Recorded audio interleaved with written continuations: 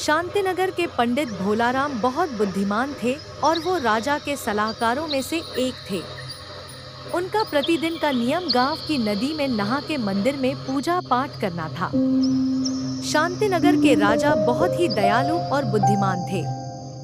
वो कोई भी कार्य करने से पहले मंत्री मंडल और पंडित से सलाह लेके कार्य करते थे।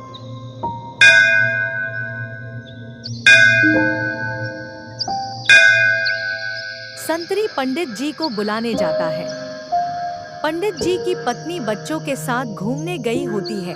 पंडित जी इंतजार करते हैं, तभी उनकी पति आती है। अपनी पत्नी से बोलते हैं, सुनो भाग्यवान, राजा के दरबार जा रहा हूँ, कुछ चर्चा है, राजा जी ने बुलाया है।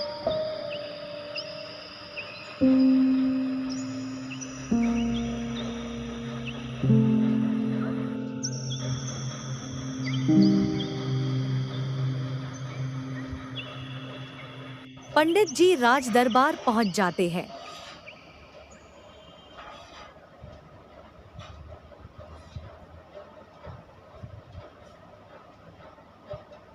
राजा का मंत्री बहुत चालाक था। वो बहुत सी योजना बनाता रहता था ताकि उसकी अहमियत बनी रहे राजा की नजरों में। एक बार मंत्री ने अपने किसी साथी के साथ मिलके पंडित जी को राजा के नजरों में गलत साबित करने की चल चली।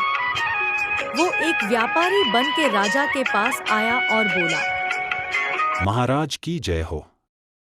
महाराज, मैं कुछ समय के लिए व्यापार करने दूसरे राज्य में जा रहा हूँ, तो कृपया ये मेरा कीमती सामान आप मंत्री जी के पास रखवा दीजिए।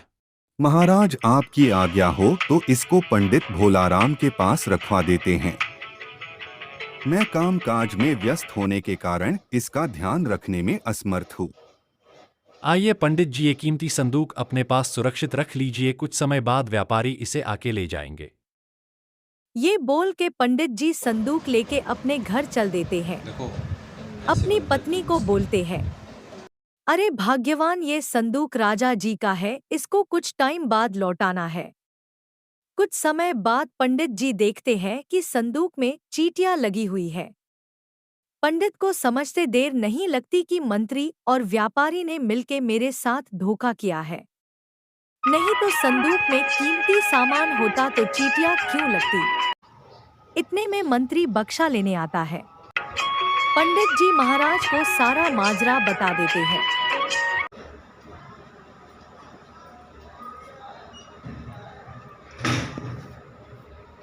तब महाराज सबके सामने बक्शा खुलवाते हैं और देखते हैं कि पंडित जी सच बोल रहे थे। महाराज बोलते हैं कि बंद संदूक से खजाना कैसे गायब हो सकता है और खजाना चीनी में कैसे बदल सकता है, जबकि संदूक का ताला तो टूटा ही नहीं। मंत्री और व्यापारी को कारावास में डाल दिया जाता है और पंडित जी को इनाम मिलता है।